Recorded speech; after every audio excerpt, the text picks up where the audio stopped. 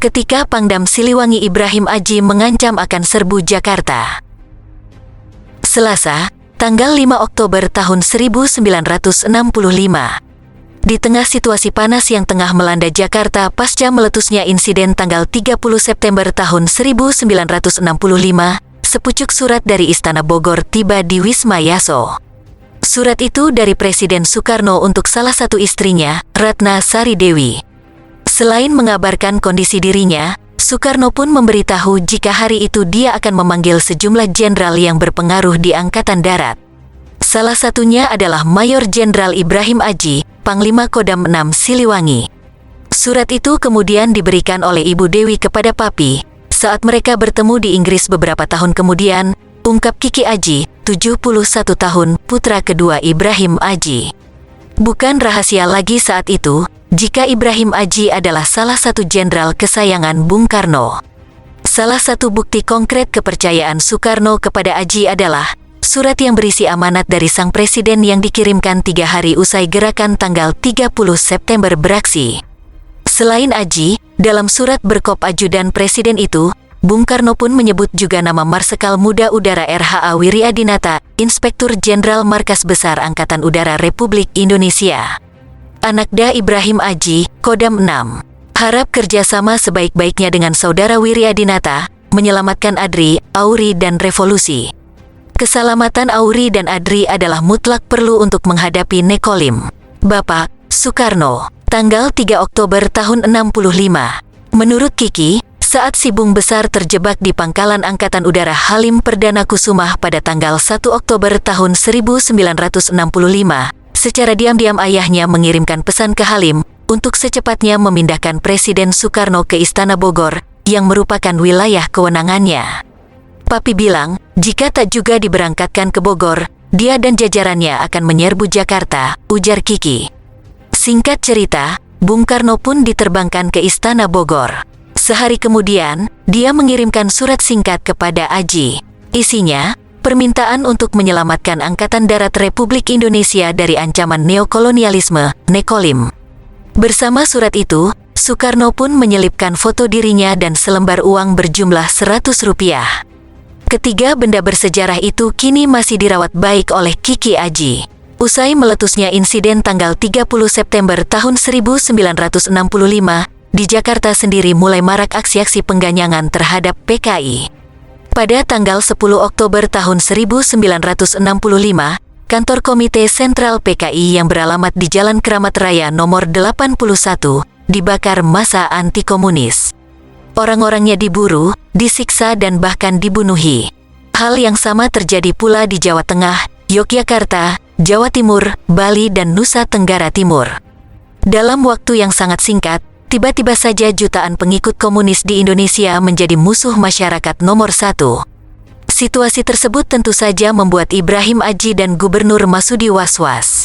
Baru saja 3 tahun masyarakat Jawa Barat lepas dari perang saudara dengan Darul Islam Tentara Islam Indonesia, apakah harus lagi berhadapan dengan kekerasan?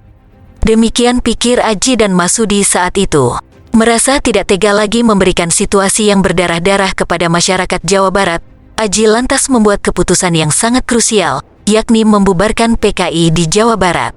Itu dilakukannya setelah berdiskusi dengan Gubernur Jawa Barat, Masudi.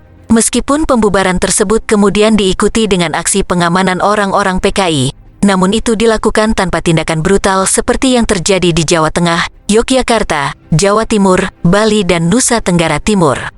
Melalui briefing di Aula Kodam 6 pada tanggal 17 November tahun 1965, Pangdam 6 Siliwangi, Maijen Ibrahim Aji, di hadapan para wakil partai politik dan organisasi-organisasi massa mengumumkan pembubaran PKI dan ormas-ormasnya, tulis buku komunisme di Indonesia Jilid 4, Pemberontakan G30S PKI dan penumpasannya, disusun oleh Pusat Sejarah TNI.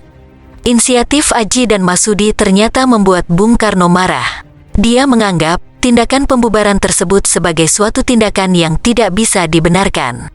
Pembubaran suatu partai politik, kata Soekarno, hanya bisa dilakukan presiden. Di hadapan anak kesayangannya itu, si Bung Besar menumpahkan rasa kecewa dan marahnya. Itu hak prerogatif presiden, bukan wewenang Muji, ujar Soekarno. Tentu saja Aji tidak langsung menerima kemarahan itu. Secara langsung dia menyatakan kepada Presiden, jika tindakan tersebut perlu dan penting untuk mencegah terjadinya pembantaian besar-besaran di Jawa Barat. Tapi saya bertanggung jawab terhadap rakyat Jawa Barat, Pak. Dengan membubarkan PKI, maka saya dapat melindungi para anggotanya dari amukan masyarakat, jawab Aji. Bung Karno tetap tak terima. Dia kembali menyatakan bahwa kesalahan segelintir pimpinan PKI tidak berarti menjadikan partainya menjadi salah. Sebaliknya, Aji pun ngotot merasa telah berbuat benar. Perdebatan pun tak menemui ujung. Mereka berdua akhirnya berpisah dalam situasi yang tidak mengenakan. Hal yang sama kemudian terulang kembali pada tanggal 13 Maret tahun 1966. Kepada Wakil Perdana Menteri II Yohanes Leimena, Aji membenarkan apa yang dilakukan Letnan Jenderal Soeharto ketika membubarkan PKI secara nasional, menyusul turunnya surat perintah tanggal 11 Maret atau Super Semar. Leimena mengatakan, tindakan Soeharto itu membuat Soekarno sangat murka. Kenapa harus marah? Siapa yang membubarkan PKI? Tanya Aji seperti dikisahkan dalam Pikiran Rakyat, tanggal 7 Oktober tahun 1989. Ya, Jenderal Soeharto, jawab Leimena. Lah bagaimana? Betul Soeharto yang membubarkan PKI, tapi kan dia melakukannya berdasarkan surat perintah 11 Maret, kata Aji. Nyatanya, apa yang dikatakan Aji memang benar adanya. Menurut Nina Herlina Lubis dalam buku, Malam Bencana tahun 1965, di Jawa Barat penanganan terhadap para anggota PKI tidak berlangsung sampai berdarah-darah. Karena itu Aji malah mengusulkan kepada Bung Karno untuk secepatnya membubarkan PKI secara nasional.